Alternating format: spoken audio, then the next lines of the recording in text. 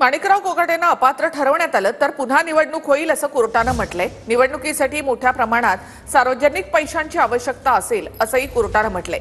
शिक्षेला स्थगिती देताना नाशिक सत्र न्यायालयानं हे निरीक्षण नोंदवलेलं आहे।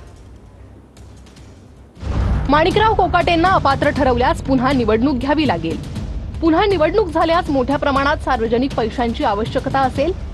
माणिकराव कोकाटेंवर मतदारांनी वेळोवेळी विश्वास दर्शवलाय। गेल्या 35 वर्षांपासून कोकाटे अनेक सार्वजनिक पदांवर आहेत। 30 वर्ष जुन्या प्रकरणात दिलेल्या शिक्षेला 2 वर्षांची स्थगिती दिली आहे।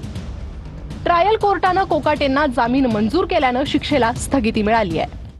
हे कोर्टाला काय करायचंय? निवडणूक होईल का नाही होईल? त्यांनी चोरी केली आहे, त्यांनी खोट्या सह्या केल्या आहेत, त्यांनी महाराष्ट्र शासनाला फसवलंय। ही फसवणूक कोर्टाला मान्य आहे का? तुम्ही पैशाची काळजी काम करण्याचं काम कोर्टाचं नाही आहे। कोर्टाने नाही तिथे लक्ष घालू नये।